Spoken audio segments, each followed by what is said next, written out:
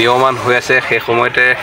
সকলোৱে যেনেকৈ পাৰিছে ন্যায় বিচাৰিছে আৰু বিভিন্ন ধৰণে সকলোৱে অসমৰ বিভিন্ন স্তৰ মানুহে কিন্তু ন্যায় বিচাৰিছে আৰু তাৰ সমান্তৰালভাৱে যিহেতু ছট পূজা পাইছে ছট পূজাৰ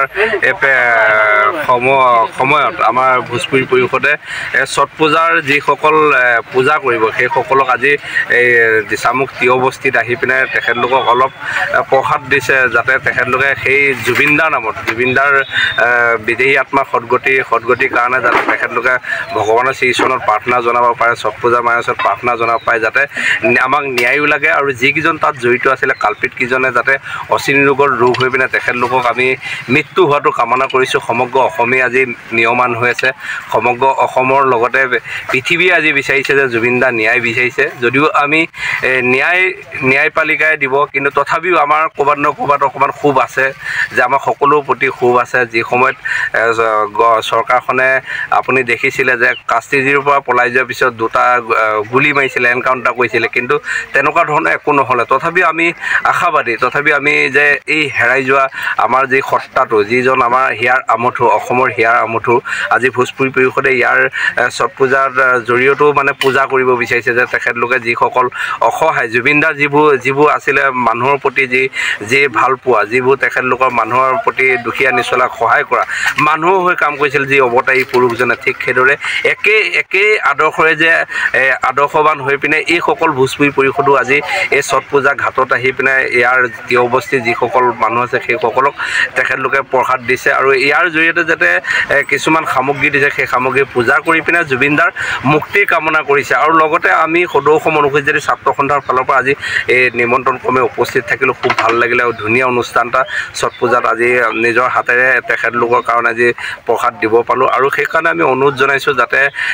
এওঁলোকৰ যি মহান উদ্দেশ্য যি মহান কিবা তেখেতলোকৰ যাতে ভগৱানৰ এওঁলোককো আশীৰ্বাদ দিয়ক আৰু জিলাৰ সমিতিৰ সভাপতি বিতু গুপ্তা আৰু জিলা সমিতিৰ সম্পাদক পিণ্টু পাঠককে প্ৰমুখ কৰি উপস্থিত থকা সকলোকে ধন্যবাদ তথা কৃতজ্ঞতা জনাইছোঁ। আজি সদৌ অসম ভোজপুৰী পৰিষদ শিৱসাগৰ জিলা সমিতিৰ তৰফৰ পৰা দিচাংমুখ অঞ্চলৰ তিয় বস্তিত জুবিনদাক শ্ৰদ্ধাঞ্জলি জনাই আমি দিচাংমুখ অঞ্চলৰ ছট পূজা কৰা ব্ৰতধাৰীসকলক তেখেতলৈ পূজা সামগ্ৰী কিছুমান আমি আগবঢ়াওঁ যিহেতু জুবিনদা জীয়াই থকা পাছত তেওঁ এদিন কৈ গৈছে যে আমাৰ কোনো জাতি নাই মোৰ কোনো ধৰ্ম নাই সেই উদ্দেশ্যেৰে তেখেতক আমি শ্ৰদ্ধাঞ্জলি জনাই এই কাৰ্যসূচীটো লোৱা হৈছে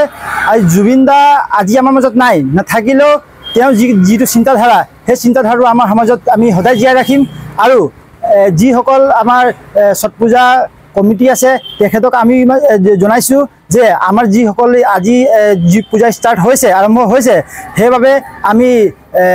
তাত ডিজে ব্যৱহাৰ নকৰোঁ বেলেগ আমি গান নবজাওঁ আমি জুবিনদাৰ ন্যায় কাৰণে খুব বেছি হ'লেও মায়াবিনী গানটো বজাই আমি তেখেতলৈ পূজাৰ লগতে শ্ৰদ্ধাঞ্জলি কাৰ্যসূচীটো তাৰ লগতে আগবঢ়াম আৰু যেতিয়ালৈকে জুবিনদা